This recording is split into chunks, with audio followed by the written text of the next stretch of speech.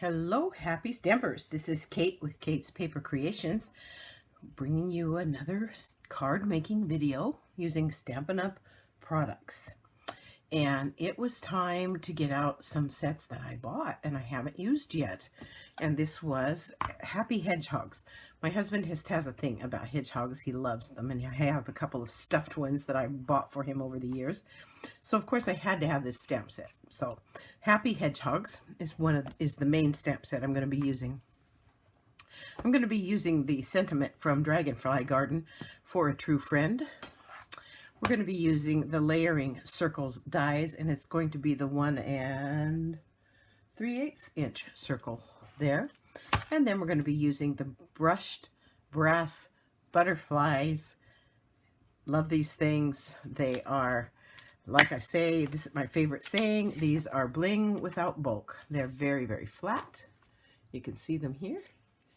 And yet they add some bling to your cards. So that's the things we're going to be using to make the card. Here is the card. And I don't know about you, but sometimes I just get tired of making A2 cards, 5.5 by 4 1/4, 5.5 by 4 1/4, you know, and so that's why we get into the slim line sometimes, because it gives us a variety. Well, today the variety is 5 by 7. That's what we're going to make the card today. So, excuse me, I'm just getting over a cold. Fortunately, you cannot get sick through my YouTube video. Okay, so 5 by 7 card. This is a piece of basic white thick. It is cut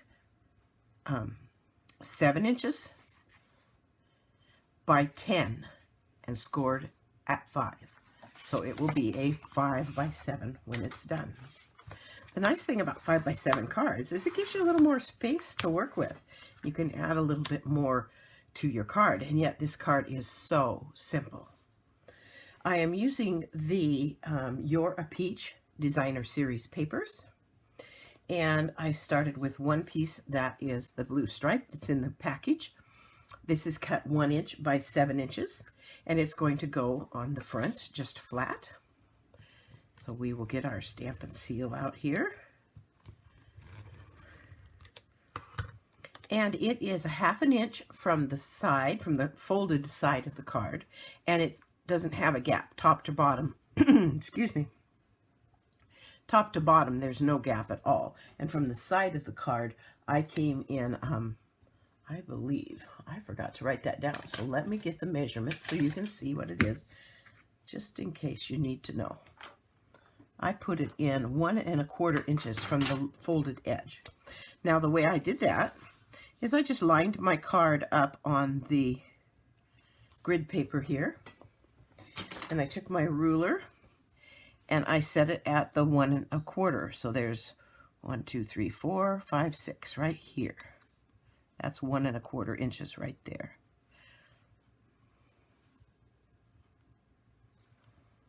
And then I can lay it down. Depends on how picky you are.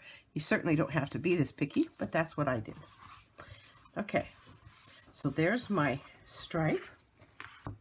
Then the next piece is just a piece of this lovely blossom and leaves, and it's going to go on flat as well.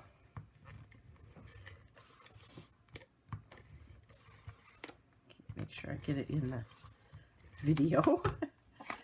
And this one was the one that was a 1/2 inch, and there's a little bit of a gap at the top and the bottom, and it's not really critical. I made it closer to the top than the bottom, but it's really just a matter of taste or whatever you want to do. Coming in about a 1/2 inch. That looks pretty good to me. I'm not going to bother measuring. Okay, that's the next one. The next layer is this, and this is Pale Papaya, and it is cut at 3 3/8 by 2 7/8, and it's going to be the mat for the art piece, and that is just basic white, 3 1/4 by 2 3/4, and so when it's layered, it will have a 1/16 of an inch edge all the way around. Now, before we all put that together, though, I'm going to stamp my things, my images. And I'm going to be using soft suede for the hedgehog and the sentiment. I'm going to be using pear pizzazz for the grass. I'm going to be using, get this to cooperate here. This is petal pink. That's going to be the butterfly. And the pale papaya is going to be the mushroom, if I remember right. I think that's what I use. So let's start with the mushroom. And I know, you know what I'm going to do? The mushroom has grass at the bottom, and then there's the mushroom. So I'm going to use my markers. I'm going to use the pear pizzazz and pale papaya markers to color the mushroom, because I don't want the grass to be pale papaya, and I don't want the mushroom to be green. So I'm going to color my stamp with the markers. Since I've started using blends for coloring, matter of fact, just about all the time, I use the blends now for all my coloring. And I hardly ever use my markers unless I'm doing this kind of thing. So I'd encourage you, you know, if you're just getting started out and you don't know where to start, I'd encourage you to buy the blends pins to start and then go from there, because I think you're going to end up using those a whole lot more. Now I just want to line this up really well with the bottom and make sure it stays as close to the right side as I possibly can. There we go. Now there's a little piece of grass in there, and I'm just going to take the pear pizzazz and I'm just going to finish filling in. And I'm double stamping this. It makes the grass look fuller, and I kind of like it like that. I'm going to stop there. No, I'll just keep going across. We'll just finish doing this.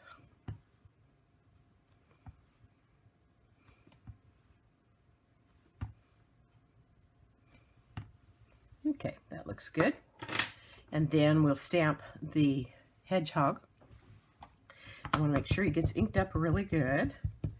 Is this the one I want? Yeah, I think so. There's two hedgehogs in there, and either one is cute, but I think this is the one I want. I'm making sure that it's inked up very well. And I had a little bit of trouble with it not pushing down all the way. So if you're into using the Stamparatus, you might want to use it for this, because it had a tendency to want to leave a bare spot in the middle here. And you can see just barely, it's not enough to make me not like the card, but you can see where it didn't want to sit down real well. So I'm going to do this on here, and then I'm going to stand up and press good and hard so I can make sure that I get my, yeah, that worked out good. Excuse me. And then the butterfly, here it is.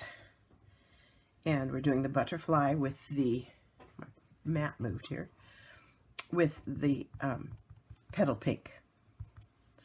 And we're going to put the butterfly kind of up here to the right. And then I'm going to take the petal pink marker and the pin end, so it's the narrow tip that you see here. And I'm going to give it some flight marks. So it's just like a dashed line. And you put a little loop-de-loop in there, and it looks like butterfly's been flitting across the page from somewhere beyond. And that gives that just a little bit of a touch. Excuse me, I'm going to close these all up so I don't end up with ink on something I don't want it on. Let's see. Yeah, I'll have to open up that. Okay. Okay, so there's that. Now I'm going to just attach that flat to the mat that I created for it. And again, we'll just use the Stampin' Seal.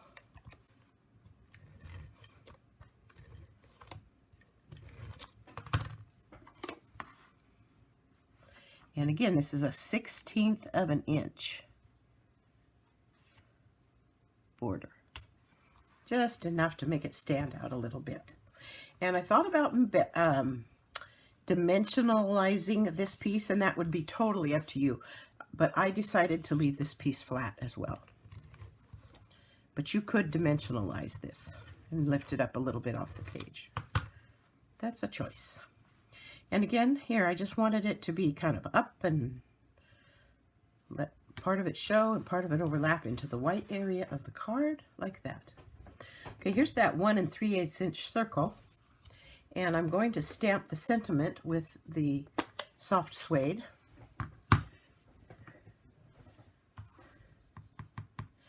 For a true friend, just like that. And then I'm going to use my sponge dauber. And this is my sponge daubers for my in colors and my extras. These are little cases that I found in the fishing department at Walmart. They're like $4 a piece. They have little squares and they hold these daubers perfectly, and I have a dauber for every color. And so here's my pale papaya, and I'm just going to ink that up and put an edge around this. This just looked too flat and plain without some color on it, so I'm going to add a little bit of shading around the edge with my sponge dauber, just like that. Oops. Just like, I can't hold it, there we go, just like that. Close those up. And we'll close this up, and we'll get out the dimensionals, and we'll put some dimensionals on the back of that piece. So it does get a little bit of dimensional to the project. That one went a little too close to the edge for me. There we go. I don't think you needed 3, but I put 3 on it. And then you can do it however you want. I think I'm going to just put it right like this. Okay, and then it's time for those butterflies. And I'm going to put a small butterfly on here, just on the sentiment part right there.